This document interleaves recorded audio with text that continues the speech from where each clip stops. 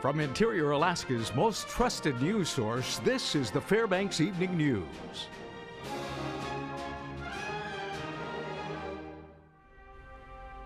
Good evening. After spending 18 years in prison for the murder of Fairbanks teen John Hartman, the group of men known as the Fbx Four were released from custody. That's right. We've been following this story, and we have more now in this report. Over 100 people trickled into the Rabinowitz courthouse yesterday afternoon during an hours-long closed hearing in the case of the Fbx Four. There's been a lot of twists on this road, so I hope this is the end. I hope every single time, high hopes that it's the end. Many waited anxiously outside of the door to hear if a deal between the state of Alaska and Kevin Pease, Eugene Vent, George Freese, and Marvin Roberts would be approved by the Supreme Court. Once they're out and breathing fresh air like the rest of us, they're free. I'm hoping this works. Let it happen. After the courtroom was filled to capacity and as many others waited outside, Judge Paul Lyle announced that the deal had been made. Ultimately, the Fbx Four would be freed immediately from prison, their murder convictions dismissed. The petitioners stipulate and agree that the original jury verdicts and judgments of conviction were properly and validly entered based on proof beyond a reasonable doubt. The state will not seek retrial in any of the underlying criminal cases and will file dismissals pursuant to Criminal Rule 43A of the indictments in the above referenced cases. After the announcement, emotions were high. We waited for 18 years for this. As the folks in attendance celebrated the release of the men. Couldn't have done it without the community. This was an effort of all of Fairbanks, and it was successful. We have 4 innocent men who are now have no convictions, are vacated, and are free at last.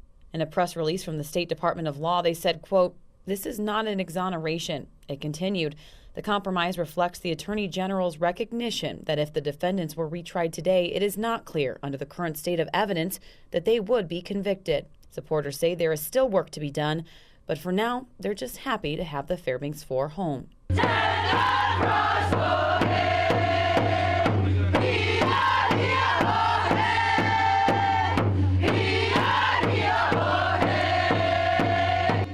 Stephanie Woodard reporting. Well, hundreds of people showed up last night at the Salmon Tribal Hall after court to celebrate the deal made to free the men. The 4 who were convicted of killing John Hartman 18 years ago were released to start the healing process and begin new lives. At the celebration, George Freese said he was overwhelmed by the community's show of support and was looking forward to starting his life over. To finally see everybody is completely amazing. It's healing, it's happiness, it's hopeful, it's everything. Sultan Friday is charged with first-degree felony assault after confessing to stabbing his girlfriend Betty Ann Matthews with a pair of scissors. Sultan told investigating officers the pair were using methamphetamine and drinking alcohol prior to the December 15th incident in South Fairbanks. He was arraigned in district court this afternoon. Charging documents allege that Sultan stabbed Matthews 27 times, leaving her with 2 punctured lungs, a laceration to her liver, and multiple stab wounds to the back. Now, she is listed in stable but critical condition at Fairbanks Memorial. Sultan remains jailed at FCC pending a grand jury indictment. When we come back, acupuncture is becoming a popular way to deal with various aches and pains. Tonight, we take a closer look at the procedure. Also, this weekend, the Downtown Association will celebrate the winter solstice early with a variety of activities, including fireworks. These stories and more when we come back. And welcome back. Alaska's U.S. senators split on their votes for a sweeping budget package, with Senator Lisa Murkowski voting in favor and Senator Dan Sullivan voting against it. Both are Republicans. Sullivan said the vote was difficult for him. He said in a release that the legislation contained provisions that benefit some Alaskans, small business owners, and the energy sector, but he said he could not, in good conscience, vote for it without having had a chance to understand its implications or offer amendments. Murkowski, meanwhile, hailed Alaska's specific provisions in the legislation that she helped push. She said she is not entirely comfortable with pushing a bill of this magnitude through at deadline. It makes it hard to finish those appropriations bills. So you get to the end of the year and you are in a situation where you're looking at a possible government shutdown. That's not good governance. That's not a way to legislate. So what we have been talking about a great deal in these past couple days, none of us like this process. The city of Fairbanks awarded bed tax grants to nearly all nonprofit organizations that successfully applied for funding. However, very few got exactly what they asked for. According to charter rules, the city can only pay out a total of $270,000 in bed tax funds that it collects from guests staying at local hotels. The largest payout this year, about $46,000, was granted to the Fairbanks Arts Association. The organization plans to divide its portion of the grant among 13 other art-focused nonprofits in the Fairbanks area. The largest amount requested was $135,000 from the Alaska Dog Mushers Association. Disbursements to nonprofits are based on committee member recommendations. Nobody was left out as far as not getting any funds at all. Now, if you notice, when they read them off, each committee member really does set their own amount. Everybody here got a really large chunk. I don't know if they each got 50% of what they wanted, but they all were smiling because really they're grateful. More and more folks from the interior are turning to alternative ways of medicine to handle pain and stress. Acupuncture is on the forefront of alternative medicine and is growing in popularity among Alaskans. Acupuncture is an ancient Chinese medical technique that involves pricking the skin with needles. Doing this can alleviate chronic pain, insomnia, allergies, carpal tunnel, addiction, and more. Alaska insurance companies are also taking a closer look at acupuncture and adding it onto health plans. Companies are seeing the benefits of using holistic healing rather than conventional medicine to save money. Surgical back pain treatments can average cost over $12,000, while acupuncture's non-surgical approach for back pain can be treated in about 20 sessions for around $2,500. So what it's doing is it's actually stimulating your own body to heal itself. So one way to think of it is that when we introduce a needle to the body, we're creating a micro trauma in that area. And we all know when we get hurt, then our body naturally responds to heal the area. So that's one way that it works. Another way is that when you actually put a needle in someone, you're releasing endorphins. So those are your body's own natural painkillers. And so that's how we help get rid of a lot of the pain signals that go through the body to stop that cycle. The Downtown Association of Fairbanks will be lighting fireworks this weekend to mark the return of sunshine in the interior after winter solstice. They are calling the event the Alyeska Pipeline Celebration of Light. The fireworks display is set to go off over the Chena River from Griffin Park in downtown Fairbanks this Saturday. They are scheduled to go off around 6 p.m. with a final ending the show just 15 minutes later. During previous years, the Downtown Association started the celebration of lights later in the day. However, they decided to hold the event earlier so onlookers could enjoy downtown businesses. Hot cocoa and glow sticks will be available for people starting at 5 p.m. Communications Coordinator Jeremiah Schrock says he recommends people find parking spots earlier if they want to grab the picture-perfect spot. If you are looking for a good place to park, I would recommend the parking garage. I would recommend Immaculate Conception Church. If you're looking for great places to view it, the William Ransom Wood Centennial Footbridge that straddles the Chena River, Golden Heart Plaza, as well as the Immaculate Conception parking lot are going to be the places to see. The great thing, though, about fireworks so high in the sky is that you're going to be able to see them from almost anywhere. Joe Cook is next with sports and has the latest on the Fairbanks Ice Dogs, both old and new. All right, more on that in sports, plus the play of the week with Joe. Stay with us.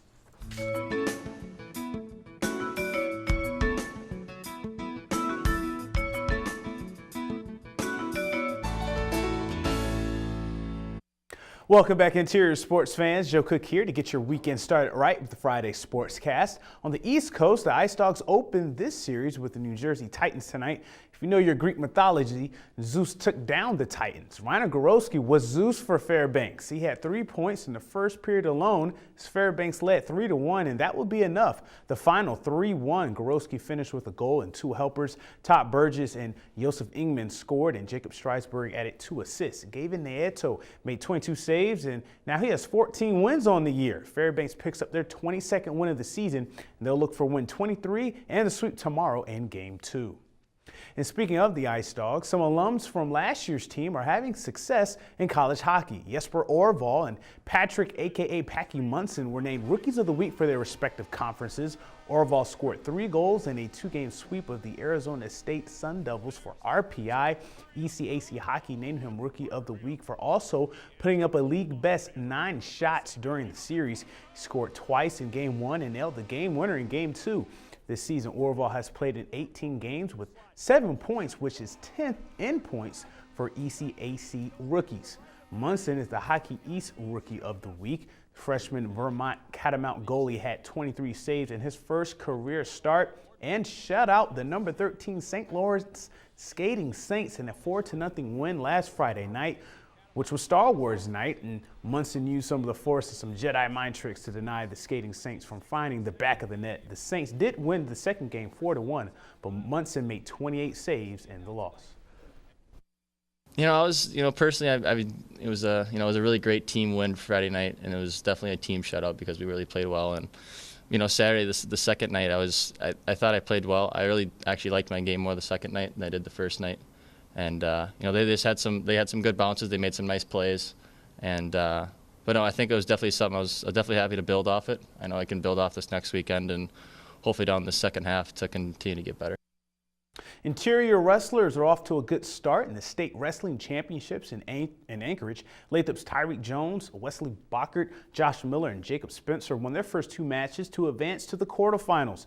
Josh Dickinson of Lathrop and West Valley's Mike Bonner will face off in the 192-pound quarterfinals. Dew Rogers and Brandon Antisberger also advanced to the quarters for North Pole. Kaylee Folks and Madison Knott are in the girls' quarterfinals for the Patriots as well. Jay Stone and Caleb Dunlap will also be in the 3A quarterfinals representing Eielson. We'll have more results as they become available throughout the weekend. A couple of interior high school teams started their hoop seasons on Thursday night in the Grace Christian Grizzly Basketball Classic. The Galena Hawks boys and girls teams defeated the Nome Nanooks. The girls won 56-46. Romay Harris led Galena with 16 points. The Hawks hit 10 threes in the win. Sonora Amasuk had a game-high 21 points for Nome. The Galena boys won big 71-28 thanks to a second quarter 24-6 run. Eric Jones led the Hawks with a game-high 23 points. Cross-country star Caleb Corda added 12 points. Gala plays Mount Edgecombe in the next round today. Now we take a look ahead to what's on deck for the weekend in local sports. Now tomorrow morning at 11 a.m. at the UF Patty Center is the 27th annual George Bloom Memorial Midday Run. It's free and it's 6.5-mile run. In high school hoops, the Patriots will host the Hutchinson Hawks for boys and girls games. That starts at 4:30. Delta and Lathrop will meet on Joe T. Court for a doubleheader starting at 6 o'clock. And Monroe hosts Eielson for an Aurorance conference opener for both teams. Those games also start at 6 p.m. Then on Sunday at UAF Great Halls, the Dawn to Dusk Run Part 2. This time, runners will run from 10:58 a.m. until 2:39 p.m. That's also free, and there will be prizes as well.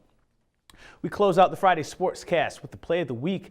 The North Pole faithful filled the voting for their team. This one is all about the North Pole Patriots. Team captain Dylan Latham finds teammate Darren Donovan for a sick one-timer. North Pole's 6-4 victory over the Delta Junction Huskies last Thursday night. The game was tied 3-3 before Latham scored, and then he set up Latham 5 minutes into the final period.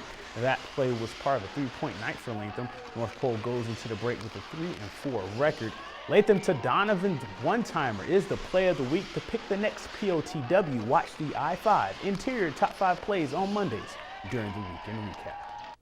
And that's it for sports at 6, but come back tonight for opening night of high school hoops highlights in the sports nightcap. Mike Schultz is next with your full weather forecast, and as always, we'll catch you next time. Welcome back, everyone. Friday night weather. Once again, Mike Schultz with you, and we're talking about a nice picture tonight to share with you. As you can see here, Jim and Pat Donovan were able to capture their Christmas nativity at their house, and again, you can see the nice colors there. Pretty good layout. And again, as always, if you have a photograph to share, send it to photos@ktvf11.com. Okay, numbers look like this.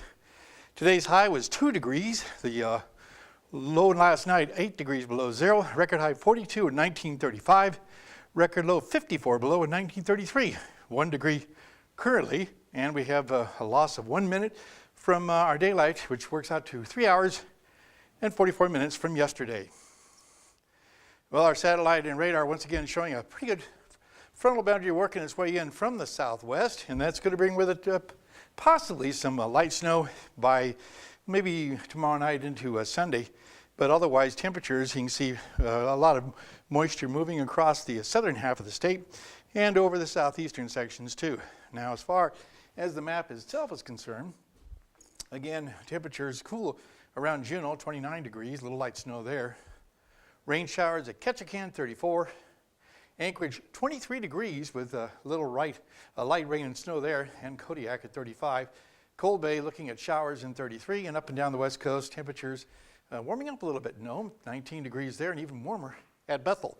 But 3 degrees at Barrow, and Fort Yukon, 0. Lower 48 weather, central portion of the country looking pretty good.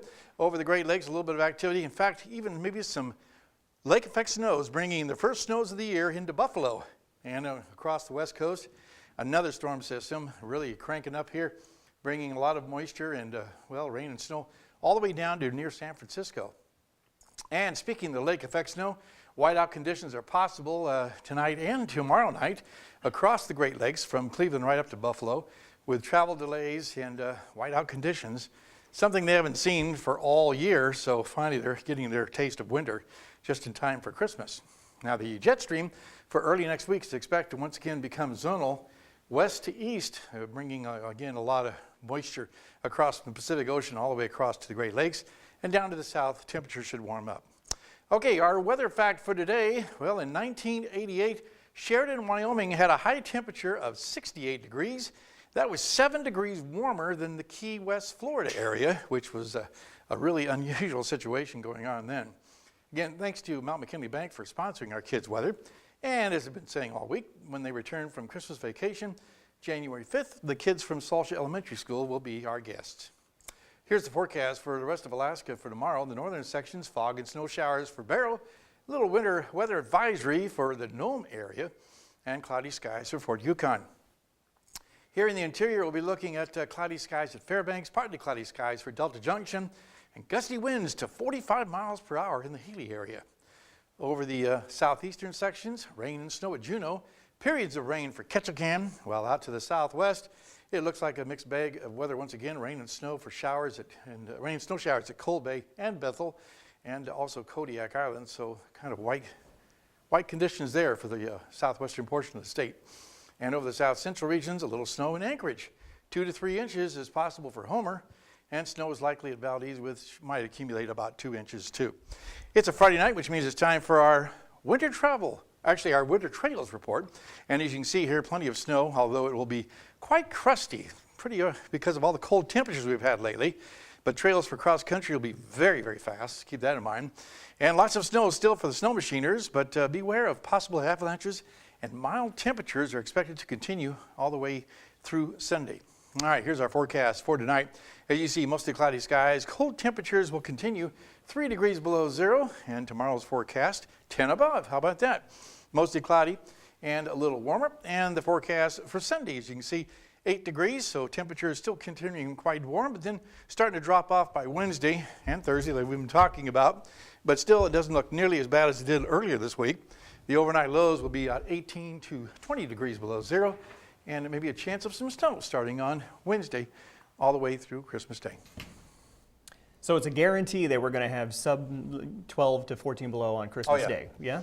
Yeah, it could be like around 20 degrees below zero for Christmas Eve night, possibly. Well, it could be worse. Oh, yeah. Let's keep We were a looking at positive 30 below outlook. earlier.